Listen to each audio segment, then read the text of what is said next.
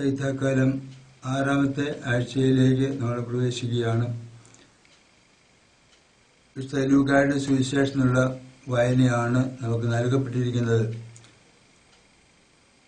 സുവിശേഷത്തിൽ നമ്മൾ കണ്ടെത്തുന്നത് വിശുദ്ധ ലൂക്ക മാത്രം രേഖപ്പെടുത്തിയിട്ടുള്ള ഒരു സംഭവമാണ്. അതിൻ്റെ പരിചിന്തനത്തിന് ആമുഖമായിരുന്ന പോലെ പഴയ നിയമ പശ്ചാത്തലം കൂടെ നമ്മുടെ ഓർമ്മയിൽ കൊണ്ടുവരുന്നത് നല്ലതാണ്. പഴയ നിയമത്തിൽ ദൈവം ജനതയോട് ഒരു ഉടമ്പടി ചെയ്തു. നിങ്ങൾ എൻ്റെ ജനമായിരിക്കും, ഞാൻ നിങ്ങളുടെ ദൈവമായിരിക്കും. ഈ ഉടമ്പടി പാലിക്കേണ്ടിയിരുന്നത് കൽപ്പനകൾ അനുസരിച്ചുകൊണ്ടായിരുന്നു. ദൈവം ഓരോ പ്രാവശ്യവും ജനത്തോട് ആവശ്യപ്പെട്ടത്, നിങ്ങളുടെ ദൈവമായ കർത്താവ് പരിശുദ്ധനായിരിക്കുന്ന പോലെ നിങ്ങളും പരിശുദ്ധരായിരിക്കുവിൻ. പരിശുദ്ധർ എന്നുള്ളതിന് ഉപയോഗപ്പെടുത്തിയിരിക്കുന്ന കാദേശ് എന്നുള്ള പദം വേർതിരിക്കപ്പെട്ടത്, വ്യത്യസ്തമാക്കപ്പെട്ടത് എന്നൊക്കെയുള്ള അർത്ഥം സൂചിപ്പിക്കുന്നതാണ്. ഇപ്പം മറ്റു മനുഷ്യരെ പോലെ അല്ലെങ്കിൽ മറ്റു ജനതകളെ പോലെ ആയിരുന്നാൽ പോരാ, തൻ്റെ ജനമായ ഇസ്രായേൽ എന്ന് ദൈവം ആഗ്രഹിച്ചു. അതുകൊണ്ട് താൻ പരിശുദ്ധനായിരിക്കുന്നത് പോലെ പരിശുദ്ധനായിരിക്കാനും തൻ്റെ ഗുണവിശേഷങ്ങൾ അവരിൽ ഉളവാക്കത്തക്ക തരത്തിൽ ജീവിക്കുവാനും അവരോട് ദൈവം ആവശ്യപ്പെട്ടു. അങ്ങനെ ദൈവത്തിൻ്റെ കരുണ, നീതി, നന്മ ഇതെല്ലാം തൻ്റെ ജനത്തിൽ ഉണ്ടായിക്കാണുവാൻ ആഗ്രഹിച്ചുകൊണ്ട് ഉള്ള നിയമങ്ങളാണ്, കൽപ്പനകളാണ് ദൈവം തൻ്റെ ജനതയ്ക്ക് നൽകിയത്. അവരുടെ ജീവിതത്തിൽ പ്രാവർത്തികമാക്കേണ്ടിയിരുന്നത് വിവിധ സാഹചര്യങ്ങളിലാണ്. ദൈവം തൻ്റെ ജനത്തെ തൻ്റെ ഔദാര്യവും കാരുണ്യവും നന്മയും ഉള്ളവരായി കാണുവാൻ ആഗ്രഹിച്ചു. ഭൂമി മുഴുവനും എൻ്റേതാണ് എന്ന് ദൈവം അവരോട് കൽപ്പിച്ചിട്ടുണ്ടായിരുന്നു. നിങ്ങൾ അതുകൊണ്ട് കുടികിടപ്പുകാർ മാത്രമാണ്. അങ്ങനെയെങ്കിൽ നിങ്ങൾ ഭൂമിയിൽ ഉളവാക്കുന്ന വസ്തുക്കൾ ഞാൻ ആഗ്രഹിക്കുന്ന പോലെ നിങ്ങൾ ഉപയോഗപ്പെടുത്തണം. നിങ്ങൾ വിളവുകൾ ശേഖരിക്കുമ്പോൾ ഒരിക്കലും അതിർത്തി തീർത്ത് കൊയ്യരുത്. അതുപോലെ കാല പെറുക്കാനും ശേഷിച്ചിരിക്കുന്നവയെല്ലാം പെറുക്കിയെടുക്കാനും പാവപ്പെട്ടവരെ അനുവദിക്കണം, അവരുടെ കരുണ കാണിക്കണം, അവരിൽ ശ്രദ്ധ ഉണ്ടായിരിക്കണം എന്നൊക്കെയാണ് ദൈവം ആവശ്യപ്പെട്ടിരുന്നത്. അതുപോലെ കൂലിക്കാരനായ ഒരാളിന് കൂലി കൊടുക്കാൻ താമസം വരുത്തരുത്. ഇന്ന് കൊടുക്കേണ്ട കൂലി നാളെ ആകട്ടെ എന്ന് പറയുകയോ കാത്തു നിൽക്കാൻ അവനെ അനുവദിക്കുകയോ ചെയ്യാൻ പാടില്ല. മാത്രമല്ല, ഒരാളെ കൂലി എടുക്കുന്നുള്ളെങ്കിൽ പോലും ഭവനത്തിന് ആവശ്യമായ സുരക്ഷിതത്വം, ഭക്ഷണം ലഭിക്കത്തക്ക വിധത്തിൽ ഉള്ള കൂലി കൊടുക്കണമെന്നും ദൈവം ആവശ്യപ്പെട്ടിട്ടുണ്ടായിരുന്നു. മറ്റൊരു കാര്യം,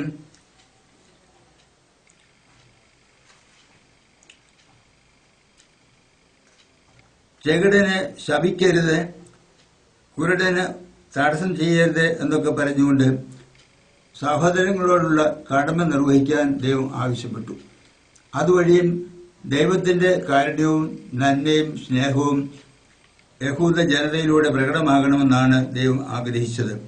അപ്പോൾ സാമൂഹ്യ നീതി പാലിക്കാൻ കടപ്പെട്ടവരായിരുന്നു യഹൂദ ജനത.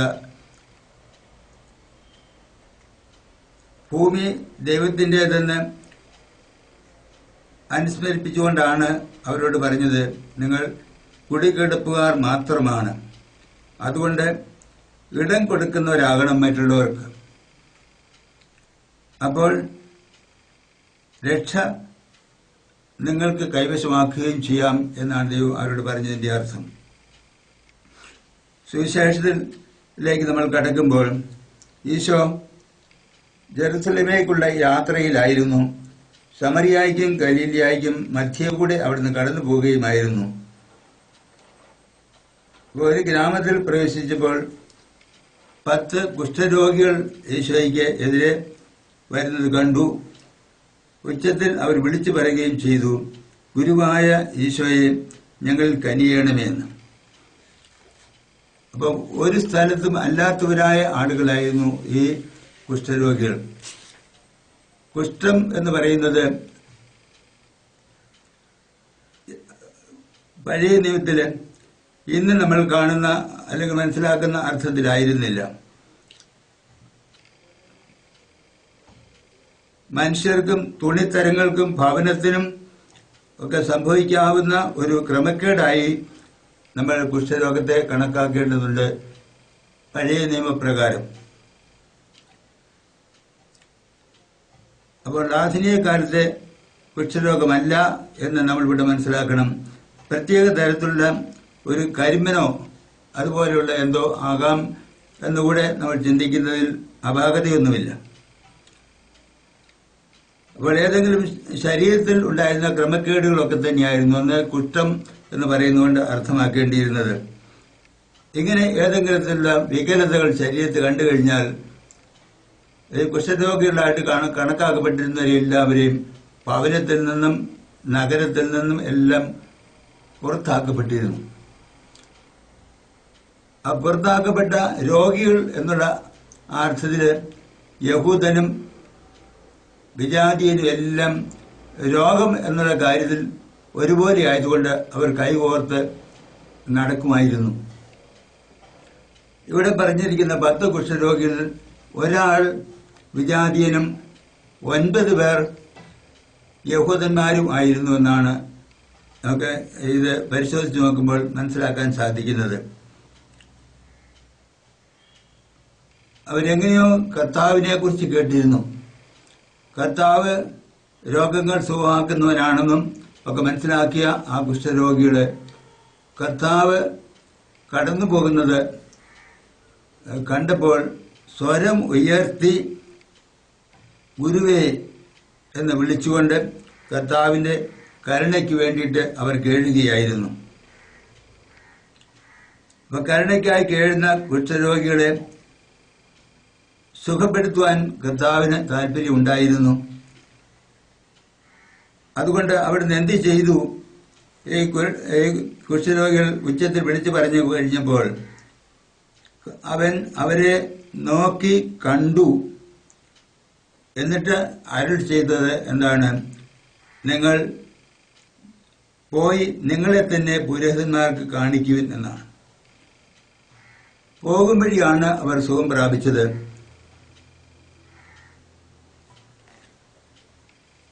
പഴയ നിയമത്തിലെ ആചാരമായിരുന്നു കുഷ്ഠരോഗികളെ അല്ലെങ്കിൽ ത്വക്ക് രോഗികളെ സുഖം പ്രാപിച്ചു കഴിഞ്ഞാൽ അവരെ പിന്നെ കൂട്ടായ്മയിലേക്ക് സമൂഹത്തിലേക്ക് ചേർക്കണമെങ്കിൽ പുരോഹിതന്മാരുടെ സാക്ഷ്യം ഉണ്ടാകണം.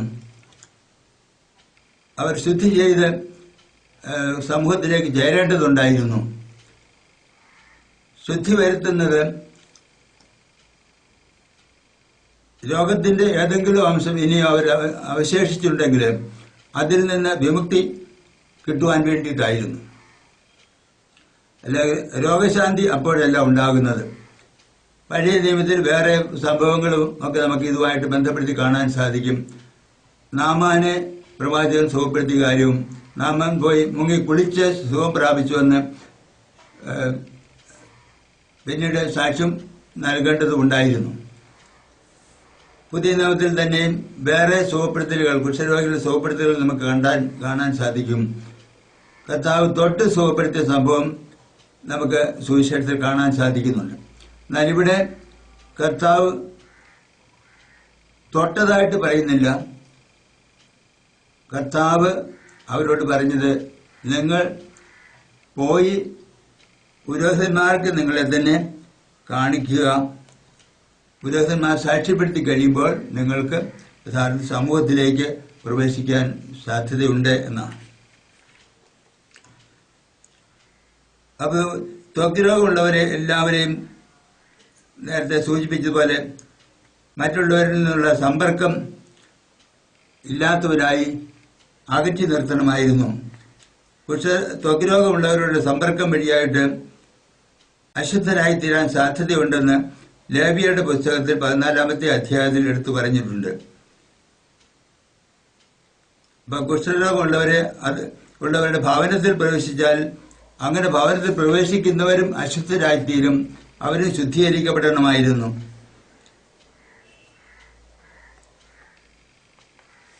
അപ്പോൾ അത്രയും മനുഷ്യർക്ക് ഭീതി ഉളവാക്കുന്ന തരത്തിലുള്ള ഒരു രോഗമായിട്ടാണ് കുഷ്ഠരോഗത്തെ പഴയ നിയമത്തിൽ കണക്കാക്കിയിരുന്നത്. ഈശോയുടെ കാലത്തും ആ ചിന്ത അങ്ങനെ തന്നെയായിരുന്നു. പണ്ട് വെളിയിൽ കഴിഞ്ഞുകൂടാനായിരുന്നു കുഷ്ഠരോഗികൾ വിളിക്കപ്പെട്ടിരിക്കുന്നത്, അല്ലെങ്കിൽ ആവശ്യപ്പെട്ടിരുന്നത്. വിട്ടുപോയാൽ ശുദ്ധീകരണം കർമ്മങ്ങൾ അനുഷ്ഠിക്കാനും അങ്ങനെ ശേഷിച്ച ഏതെങ്കിലും അശുദ്ധി ഉണ്ടെങ്കിൽ അത് പോകാനും ഇടയാകണം എന്നായിരുന്നു നിശ്ചയം.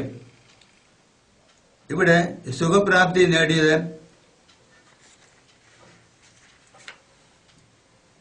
10 പേരായിരുന്നു. പോകുന്ന വഴിയാണ് സുഖം പ്രാപിച്ചതെന്നും നമ്മൾ കാണുകയുണ്ടായി. സുഖം പ്രാപിച്ചുവെന്ന് കണ്ടപ്പോൾ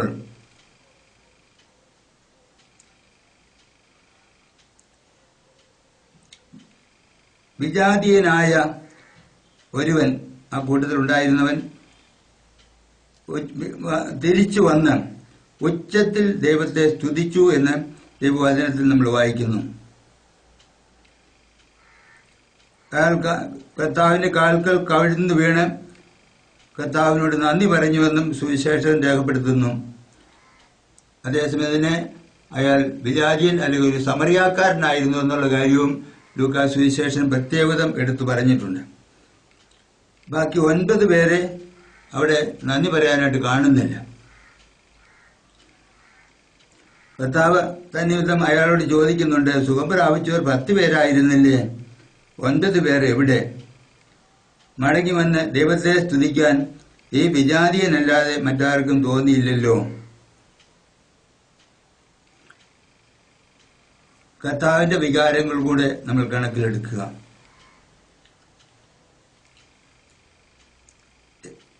കർത്താവ് ആ സുഖം പ്രാപിച്ചവനോട് പറഞ്ഞത് മറ്റ് 9 പേരും കൂടെ നിന്റെ കൂടെ വരേണ്ടതായിരുന്നു എന്നുള്ള രീതിയിൽ ഉള്ള വാക്കുകളാണ് കർത്താവ് പറഞ്ഞത്. സൂചിപ്പിച്ചതിന്റെ അർത്ഥം അതാണ്. വേറെ ആർക്കും ദൈവത്തെ സ്തുതിക്കാൻ വേണ്ടി മടങ്ങി വരാൻ കഴിഞ്ഞില്ലല്ലോ, അല്ലെങ്കിൽ തോന്നിയില്ലല്ലോ. യഹൂദ ജനത യഥാർത്ഥത്തിൽ ദൈവത്തെ സദാ സ്തുതിക്കുന്ന, ദൈവത്തിന് മഹത്വം കൊടുക്കുന്ന, ദൈവത്തോട് നേരത്തെ പ്രാർത്ഥിക്കുന്ന ഒരു ജനതയായിട്ടാണ് പരിഗണിക്കപ്പെട്ടിരുന്നത്. പക്ഷെ ഈ സുഖപ്രാപ്തി ഉണ്ടായപ്പോൾ അവർക്ക് തിരിച്ചു വന്ന് ദൈവത്തെ സ്തുതിക്കാനോ മഹത്വപ്പെടുത്താനോ തോന്നിയില്ല. നമ്മുടെയൊക്കെ ജീവിതത്തിൽ സംഭവിക്കാവുന്ന ഒരു കാര്യമാണ്. സുഖവും സൗഖ്യവും സന്തോഷവും ആനന്ദവും ഒക്കെ ഉള്ളപ്പോൾ എത്ര നേരം വേണമെങ്കിലും നമ്മൾ ദൈവത്തെ സ്തുതിക്കാനോ ഹല്ലേലൂയ പാടിക്കൊണ്ടിരിക്കാനോ ഒക്കെ സന്നദ്ധരാകും. രോഗാവസ്ഥയിൽ ചിലപ്പോൾ ദൈവത്തെ പഴിച്ചെന്നും വരും. അതൊക്കെ മനുഷ്യ സ്വാഭാവികമാണ്. എന്നാൽ രോഗാവസ്ഥയിൽ നിന്ന് വിമുക്തി നേടിക്കഴിയുമ്പോൾ ദൈവത്തിന് നന്ദി പറയുക എന്നുള്ളത് അതുപോലെ ഒരു ആവശ്യമാണ് എന്നുകൂടെ കർത്താവ് ഇവിടെ ആവശ്യപ്പെടുകയാണ്. നന്ദി എന്ന് പറയുന്നത് ഒരർത്ഥത്തിൽ വിശ്വാസത്തിന്റെ ഒരു പ്രകടനമാണ്. ഈ നന്ദി നമ്മൾ കൊടുക്കുവാൻ എന്തുമാത്രം താല്പര്യപ്പെടാറുണ്ട്. നമ്മുടെ സാധാരണ ജീവിതത്തിൽ ദൈവം എത്രയെത്ര അനുഗ്രഹങ്ങൾ ഓരോ ദിവസവും നമുക്ക് തന്നുകൊണ്ടിരിക്കുന്നു. ചെറുതോ വലുതോ ആയ പല രോഗങ്ങളിൽ നിന്നും കർത്താവ് വിമുക്തി തരുന്നുണ്ട്. അതിനൊക്കെ നന്ദി പറയാൻ എല്ലായ്പ്പോഴും നമ്മൾ തയ്യാറാകാറില്ല. എന്നാലും നമ്മൾ ചോദിക്കാതെയും ചോദിച്ചു കഴിഞ്ഞ ശേഷവും നിരവധി സുഖപ്രാപ്തികൾ ദൈവം നമുക്ക് തന്നുകൊണ്ടിരിക്കുന്നുണ്ട് ഓരോ ദിവസവും. തിരുസഭ തന്റെ ആരാധനാക്രമത്തിൽ നൽകിയിട്ടുള്ള ദൈവം നൽകിയിട്ടുള്ള എല്ലാ കൃപകൾക്കും അനുഗ്രഹങ്ങൾക്കും നന്ദി പറയുവാൻ കടപ്പെട്ടവരാണ് എന്ന് പറഞ്ഞ് പ്രാർത്ഥിക്കുന്നുണ്ട്. ആ പ്രാർത്ഥന പൊതുവായിട്ട് ചെല്ലുന്നുണ്ടെങ്കിലും ഓരോ വ്യക്തിയുടെയും മനസ്സിൽ ആഴമായിട്ട് പതിയേണ്ട ഒരു കാര്യമാണ് ദൈവത്തോട് നന്ദി പ്രകാശിപ്പിക്കുക എന്നുള്ളത്. നന്ദി എന്ന് പറയുന്ന മുമ്പ് സൂചിപ്പിച്ചതുപോലെ വിശ്വാസത്തിന്റെ ഒരു വലിയ പ്രകടനവും ആ ദൈവിക കൂട്ടായ്മയിൽ ദൈവിക പരിശുദ്ധിയിൽ ജീവിക്കുന്നു എന്നുള്ളതിന്റെ അടയാളവുമാണ്. ദൈവം തന്റെ നന്മയാണ് പങ്കുവെച്ചു കൊടുക്കുന്നത് ഓരോ വ്യക്തിക്കും സുഖം നൽകുന്ന അവസരത്തിൽ.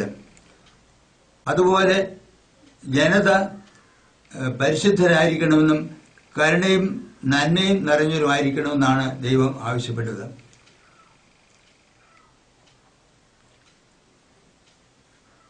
കർത്താവായ ദൈവം പരിശുദ്ധനും കരുണയുള്ളവനും നന്ദി നിറഞ്ഞവരുമായിരിക്കുന്നത് പോലെ അവിടുത്തെ അനുകരിക്കുന്നവരായിരിക്കണമെന്ന് എഫേസ്യ ലേഖനം 5-ാമത്തെ അധ്യായത്തിൽ 1-ാമത്തെ വചനം നമ്മളെ ഓർമ്മപ്പെടുത്തുന്നുണ്ട്. പൗലോസ് ശ്ലീഹ നിരന്തരം ദൈവത്തിന് നന്ദി പറഞ്ഞുകൊണ്ടിരുന്നു. അദ്ദേഹത്തിന് അനുഭവപ്പെട്ട രോഗങ്ങൾ, നഷ്ടങ്ങൾ, അപകടങ്ങൾ ഇതെല്ലാം ഓർത്തുകൊണ്ട് നന്ദി പറയുന്നവനായിരുന്നു. അതുകൊണ്ട് തന്നെ തെസ്സലോനിക്യ ലേഖനത്തിലൂടെ അദ്ദേഹം നമ്മളോട് ആവശ്യപ്പെടുന്നത് എപ്പോഴും എല്ലാ കാര്യത്തിനും ദൈവത്തിന് നന്ദി പറയുകയും എന്നാണ്.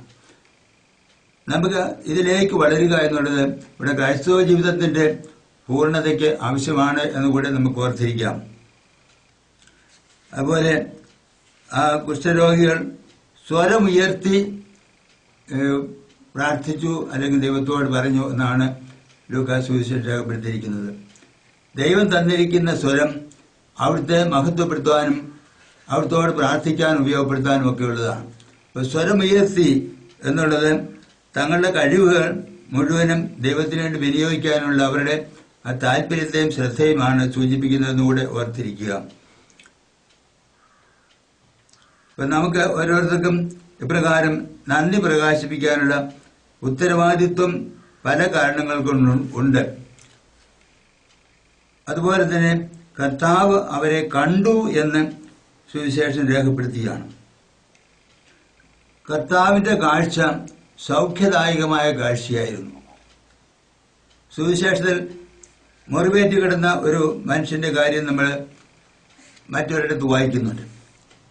ആ മുറിവേറ്റ് കള്ളന്മാരാൽ ആക്രമിക്കപ്പെട്ട് വഴിയിൽ കിടന്ന ആ മനുഷ്യനെ കണ്ടിട്ട് കടന്നുപോയവരായ ആളുകളുണ്ട്, കണ്ടിട്ട് കരുണ കാണിച്ചവനുമുണ്ട്. കടന്നുപോയവർ കണ്ടെന്നവരിലും ആ കാഴ്ച ശരിയായ കാഴ്ചയായിരുന്നില്ല. കാണേണ്ടതുപോലെ അവർ കണ്ടില്ല. അതുകൊണ്ട് ആ മുറിവേറ്റവന് വേണ്ടിയിട്ട് ഒന്നും ചെയ്യാൻ അവർക്ക് സാധിക്കാതെ പോയി. അവിടെ സമറിയാക്കാരൻ ആ മുറിവേറ്റ് കിടന്നവനെ കണ്ടപ്പോൾ തനിക്ക് ചെയ്യാവുന്നതെല്ലാം ചെയ്യാൻ ഇടയാകത്തക്ക വിധത്തിൽ അവനെ കണ്ടു. അവനെ അടുക്കൽ ചെന്ന് ശുശ്രൂഷ ചെയ്തു. അതിനെ കുതിരപ്പുറത്ത് കയറ്റിക്കൊണ്ടുപോയി സത്രത്തിൽ ഏൽപ്പിക്കുകയും പരിചരിക്കുകയും ചെയ്തു. അപ്പൊ കാഴ്ച എന്ന് പറയുന്നത് സഹായം നൽകത്തക്ക വിധത്തിലുള്ള കാഴ്ചയാകണം.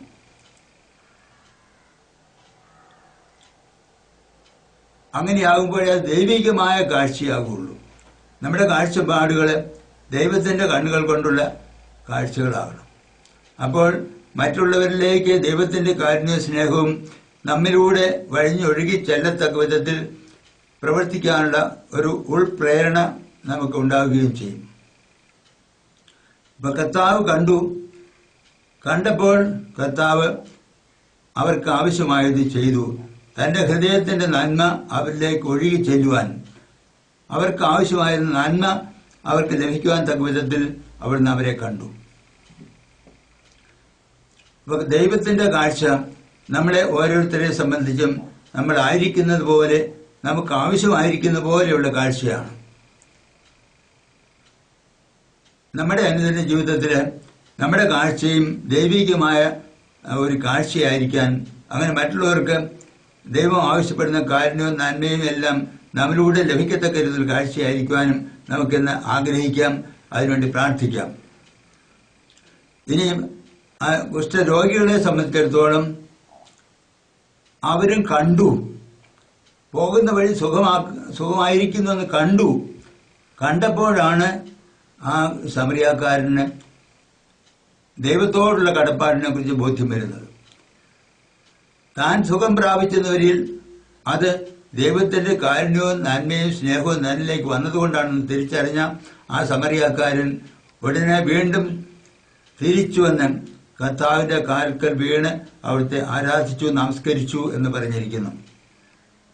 അപ്പൊ നമുക്ക് കിട്ടുന്ന ഓരോ അനുഗ്രഹവും ദൈവത്തിന്റെ പക്കലേക്ക് തിരിച്ചു വരുവാനും ദൈവത്തിന് അർഹമായ സ്തുതിയും ബഹുമാനവും ആരാധനയും സമർപ്പിക്കുവാനും നമ്മളെ പ്രേരിപ്പിക്കുന്നുണ്ട്.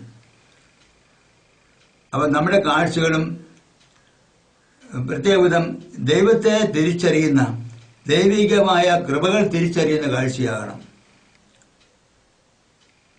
ഇനി നമ്മുടെ സാധാരണ ജീവിത ചുറ്റുപാടിലേക്ക് തിരിയുമ്പോൾ ഈ കാഴ്ചയെക്കുറിച്ച് പറയുമ്പോൾ പലപ്പോഴും ഒരു വീട്ടിൽ തന്നെ കാണേണ്ടവർ കാണാതെ പോകുന്ന പല കാര്യങ്ങളുമുണ്ട്.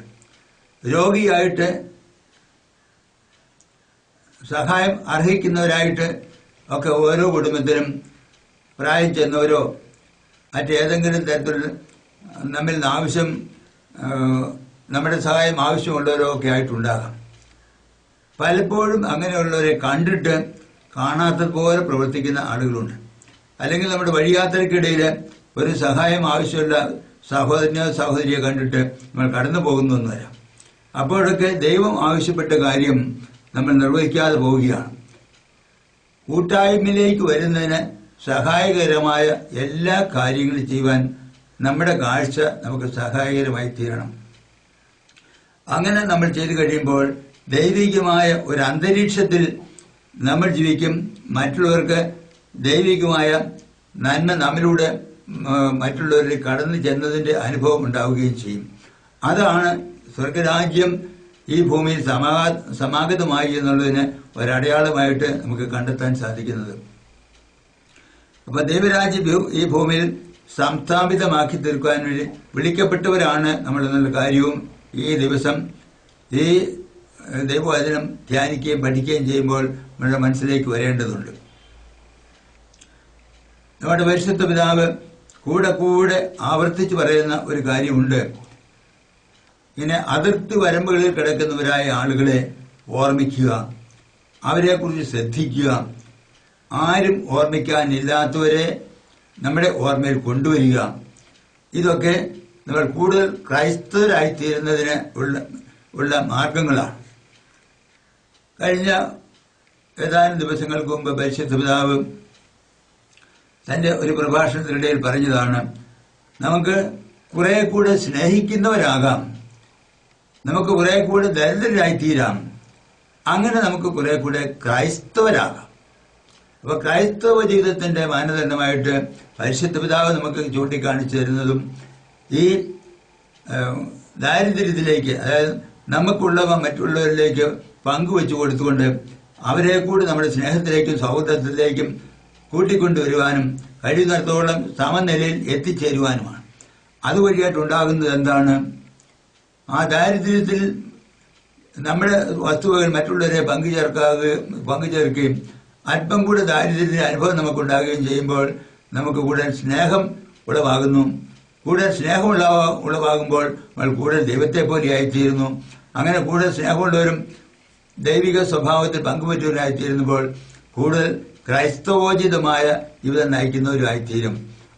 അങ്ങനെ കർത്താവ് ആഗ്രഹിക്കുന്ന പോലെ കർത്താവ് തന്റെ പ്രസംഗം ആരംഭിച്ചപ്പോൾ ഇതാ ദൈവരാജ്യം സമാഗതമായിരിക്കുന്നു എന്ന് പറഞ്ഞുകൊണ്ട് അവിടുന്ന് അത് പ്രസംഗിച്ചെന്ന് വരിയിൽ ഈ രീതിയിൽ നമ്മൾ ജീവിക്കാൻ തുടങ്ങുമ്പോൾ കർത്താവ് സമാഗതമായി തീർന്നു എന്ന് പറഞ്ഞ ആ ദൈവരാജ്യം നമ്മളിൽ തന്നെ നമുക്ക് അനുഭവജ്ഞമായി ആക്കി തീർക്കാൻ സാധിക്കും. അതുപോലെ മറ്റുള്ളവരെ ദൈവരാജ്യത്തിലെ അംഗങ്ങളാക്കി മാറ്റാനായിട്ട് നമുക്ക് സാധിക്കും. അപ്പം നമുക്ക് ഈ നന്ദിയുടെ മനോഭാവത്തിലേക്കും അതുപോലെ വിശ്വാസത്തിന്റെ തലത്തിലേക്കും വളരുവാനും സാധിക്കണമെന്നുകൂടെ ഈ വചനത്തിന്റെ വ്യാഖ്യാനത്തിലൂടെ നമ്മൾ എത്തിച്ചേരേണ്ടതുണ്ട്. ഈശോ കരുണ കാണിച്ചത് പുറത്തുള്ളവരോട്, അതായത് യഹൂദ സമൂഹത്തിൽ നിന്ന് അല്ലെങ്കിൽ സാമൂഹ്യ വ്യവസ്ഥിതി അനുസരിച്ച് വേർതിരിക്കപ്പെട്ടവരായ ആളുകളോടാണ്. അവിടെ കർത്താവിന്റെ കാരുണ്യം ഒരു കൂട്ടം ആളുകളിലേക്ക് എന്ന് വേർതിരിച്ച അല്ല അവർ നൽകിയത്. അവിടെ ഉണ്ടായിരുന്ന യഹൂദന് സുഖം പ്രാപിക്കട്ടെ എന്നല്ല കർത്താവ് പറഞ്ഞത്. അവർ യഹൂദരും ഉണ്ടായിരുന്നു, വിജാതീയരും ഉണ്ടായിരുന്നു. അപ്പോൾ അവർക്ക് മൊത്തത്തിലാണ് കർത്താവ് തൻ്റെ സുഖപ്രാപ്തിയുടെ അനുഗ്രഹം നൽകിയത്. നമ്മൾ നോക്കേണ്ടത് ജാതിയോ മതമോ ഒന്നുമല്ല. മനുഷ്യരെ മനുഷ്യരായിട്ട് കാണുക. ദൈവത്തിൻ്റെ ഛായ സൃഷ്ടിക്കപ്പെട്ടിരിക്കുന്ന മക്കളെല്ലാവരും പരസ്പരം ബന്ധപ്പെട്ടവരാണ്. നമ്മുടെ കരുണയ്ക്കും സ്നേഹത്തിനും എല്ലാം അർഹതയുള്ളവരാണ്. ആ രീതിയിൽ ദൈവികമായ കരുണ പ്രകടമാക്കാനായിട്ട് നമുക്ക് സാധിക്കണം. നിങ്ങളുടെ സ്വർഗസ്ഥനായ പിതാവ് കരുണയുള്ളവനായിരിക്കുന്ന പോലെ നിങ്ങൾ കരുണയുള്ളവരായിരിക്കുമെന്ന് വിശുദ്ധ ലൂക്കായുടെ സുവിശേഷത്തിൽ നമ്മൾ വായിക്കുന്നുണ്ട്. ആ കാരുണ്യം പ്രകടമാക്കുന്ന വഴിയായിട്ട് ദൈവത്തെ പോലെ നമ്മളായിത്തീരുകയാണ്. വത്സല മക്കളെ പോലെ നിങ്ങൾ ദൈവത്തെ അനുകരിക്കുന്നവരായിരിക്കുമെന്ന് എഫേസ്യർക്കുള്ള ലേഖനത്തിൽ പറഞ്ഞിരിക്കുന്നത് നമ്മൾ വീണ്ടും ഒരിക്കൽ കൂടി നമ്മൾ ഓർമ്മയിൽ കൊണ്ടുവന്നുകൊണ്ട് ദൈവത്തെ അനുകരിക്കുന്നവരും ദൈവത്തിൻ്റെ സ്നേഹം മറ്റുള്ളവർക്ക് പങ്കുവെച്ചു കൊടുക്കുന്നവരും അങ്ങനെ ദൈവത്തിൻ്റെ പക്കലേക്ക് മറ്റുള്ളവരെ അടുപ്പിക്കുന്നവരുമായി തീരാൻ വേണ്ട ആ കൃപയ്ക്ക് വേണ്ടി നമുക്ക് പ്രാർത്ഥിക്കാം. നമ്മുടെ ഓരോരുത്തരുടെയും ജീവിതത്തിൽ ദൈവം നൽകിയ നിരവധി നന്മകൾ ഓർത്തുകൊണ്ട് നമ്മുടെ വിശ്വാസം വർദ്ധിപ്പിച്ചുകൊണ്ട് ദൈവത്തിന് വേണ്ടി ജീവിക്കാനും അങ്ങനെ വിശ്വാസ മത്സരത്തിൻ്റെ ഫലം പുറപ്പെടുത്തുവാനും വേണ്ട കൃപയ്ക്ക് വേണ്ടി നമുക്ക് പ്രാർത്ഥിക്കുകയും ചെയ്യാം. ദൈവം നമ്മളെ എല്ലാവരെയും അനുഗ്രഹിക്കട്ടെ.